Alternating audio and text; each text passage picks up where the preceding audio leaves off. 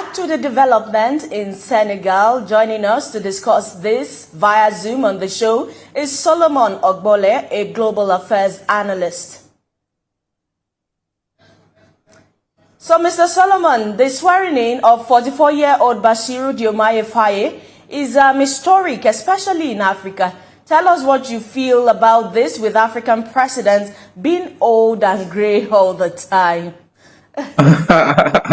Yeah, it's always funny when you hear people talking about African presidents as the older ones. I'd like to say it's everywhere anyway. Like we see today's current president of the US that's always looking for his way out of the stage.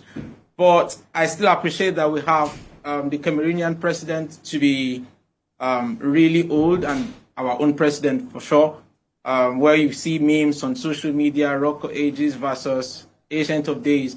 But this is really good, really good that we have a young person fronting the affairs of Senegal.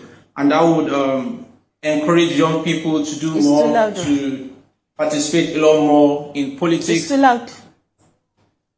Say that again.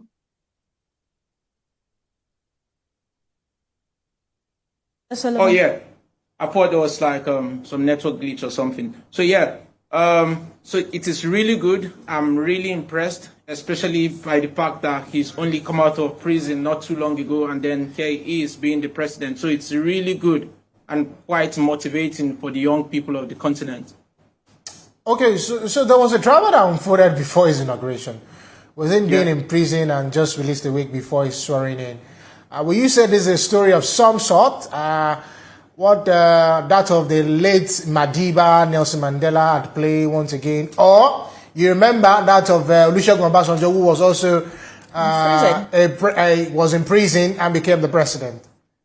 I remember very well, and I would say it's great not only because he was a political prisoner, but because also prison is not an eternal condemnation of who a person is.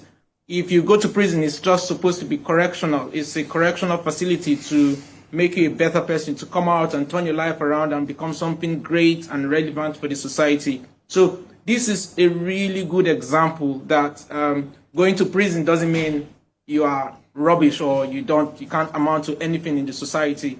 So this is good. It also reestablishes the Nelson Mandela situation, Olusegun Obasanjo, or even Shehu Sani, that were all political prisoners. And now we can see that this is such a big inspiration for young Africans. Now, do you think he has what it takes to achieve success in Senegal in terms of economic development, youth employment, and so on? Yeah, it's one thing to sell yourself to be the solution. Yet it's another different ball game to be actually the solution. From what we've seen so far, it shows that he has the willpower to do as much as needs to be done for the country. But he set himself up for a very difficult task because his party is not even having the majority in the other sides of the government. So it might be really difficult to walk around the government to make something reasonable out of his time in office. First of all, the cost of living crisis in Senegal at the minute, the cost of living crisis is about to kill the living in Senegal. So much about the whole system that needs to be revamped and to just work for this system, for the government of Senegal to make something really reasonable from his time in office. Okay, so on the last note, do you think that, African can begin to look at the young parts of where we now have young African leaders, come to the fore, come to the ground, and make things happen in the region? Absolutely, I would say yes. Absolutely, because leadership is not given; it's taken. Would have to, as young people, would have to come out and really collect this leadership from the old African leaders that are not seeming to have a great understanding of what the world is saying right now as to the advancement in technology, AI, cryptocurrency, and so many transcendental heights. The world is really moving so quickly.